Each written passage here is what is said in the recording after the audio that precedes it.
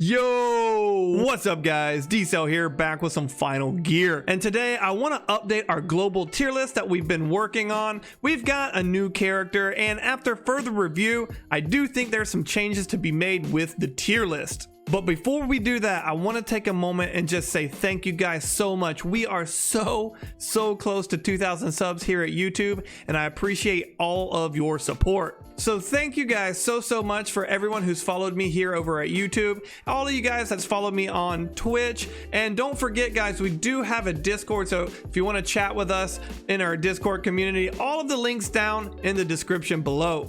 Before we go over the tier list, I want to say my tier list, the global tier list, is only for global units that currently are released. So this isn't going to have any URs that are in like the Chinese server or any other server. This is strictly for global and only for units that we have access to. So just going from top to bottom, Godly is going to be the best of the best. They either have like the top DPS, or they have such an extreme amount of usefulness that you're going to use them in pretty much every comp. They are the best of the best when it comes to our current content in global. Great, or just a step below Godly. They're still very good, have a wide range and a variety of comps. They have very high DPS. They can clear all of the content. They can do anything you need. They're just not quite at the level of Godly. Niche category is going to be a unit that can be great or godly in their respective niche, so think PvP, or a unit that has just a very niche use,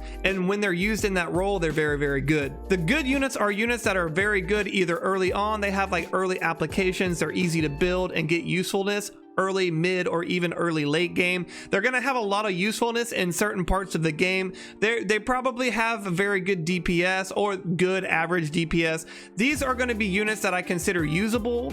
They're going to be in the good tier list. Future tier is going to be units that aren't good now. Generally, I consider them trash, but they will be getting like a rework or a UR in the future, which will make them very good. So these are units that we'll be keeping an eye on. So we hold them in the future tier.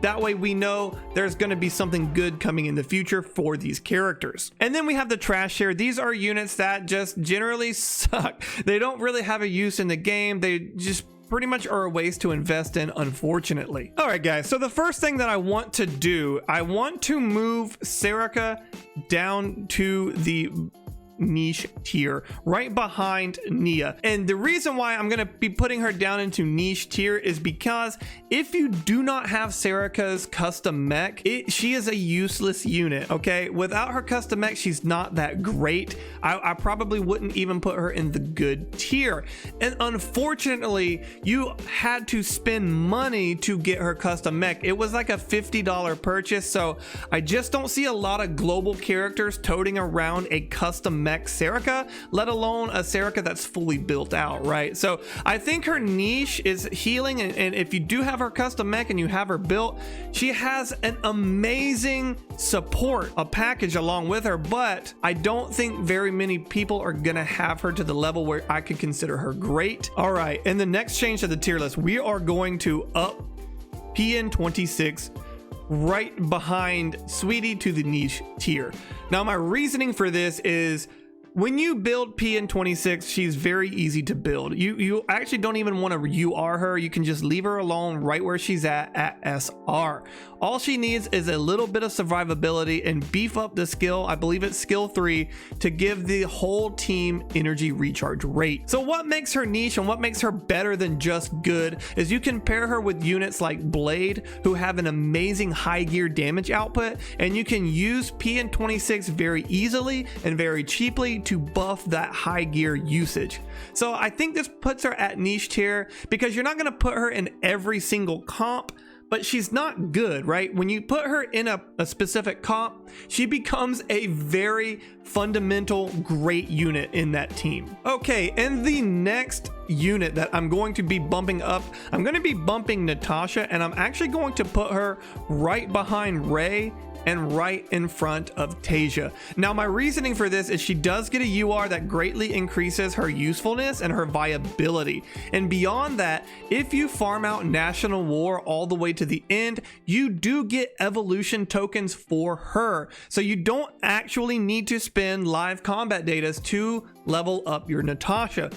This makes Natasha a really good support unit, and pair that with the fact that she's going to go very excellent with Morgan, who is right around the corner. She's probably going to be here within the next 4 or 5 months, I would say. I definitely expect Morgan to drop sometime this year. She's probably not going to be the first UR. However, she is coming, and Natasha's going to pair very well with her. But beyond that, the fact that you can get her tokens without spending live combat data is a very good bonus for her. Okay, and the next unit that I'm going to make changes to is going to be Mari Q. The EVA 2 Mari, I am actually going to put right in front of, actually I'll put her right behind Blade. Mari Q has a very high sustain DPS. She's going to be outputting an amazing amount of damage. In fact, she's probably going to start very easily overtaking your other damage dealers in PvE. Couple that with her high gear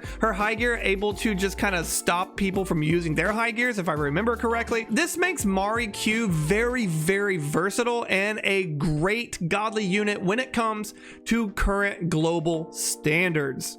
So I do think I didn't give Mari Q enough love in the last tier list. So when I started looking at it again, looking at the data, I really do think Mari Q is a godly unit. Alrighty, and that brings us to one of the more interesting changes on the tier list, and that is Pathogen Evelyn. So Pathogen, I'm going to be bumping up to future tier, and we're gonna put her right behind Pandora in front of Dongo. So if you don't know, it was announced that Pathogen, sometime way in the future, we are going to be seeing a UR upgrade for her. And when we do get that UR upgrade, she's going to be an amazing damage dealer, okay? She's going to be doing crazy amounts of damage. The UR upgrade that she gets is absolutely crazy, and I can't wait to see it, even though it's probably going to be years. But that definitely makes her a future unit to keep our eyes on, just in case Kamui or Flashwing decide to throw a fast one here over at Global and send one of these future units our way earlier than expected. That's gonna bring us to our newest unit in the game, Patty. So Patty has an amazing DPS potential. She is a shooter, she pairs well with a lot of teams, and her upper limit for DPS is really high. Unfortunately, I do think her upper limit does get outperformed by some of the godly tier units, so I'm gonna put her in great. Now I do think I'm gonna put her all the way into the front of great tier list, right behind Ray. I do think Ray edges her out because Ray Q does have that PvP potential. Even though Ray Q's DPS in PvE is going to be a little lower than Patty, she has overall more usefulness and more viability as far as the game goes. But Patty is very amazing, and in fact this is interchangeable. I think Patty could very easily go into the front of great. She is a very good unit to have, and unfortunately I think she's stuck in a banner that feels almost like bait, but I do think she is a great unit to have in your roster. Alright guys, that's going to be it for today's video. Do let me know in the comments down below what you think about the tier list. Hopefully I didn't offend too many of you guys with my thoughts, but I would love to know what you guys think about the revisions to the global tier list. And honestly guys, I am really excited for the event that's going to be coming up after Aurora Will Never Come. I'm not quite sure what it's going to be yet, but I'm very much expecting a strong possible UR sighting. So I am very excited and optimistic for Final Gear at the moment. We're gonna wrap this up. Thanks for watching, have a great day, and I'll see you in the next one.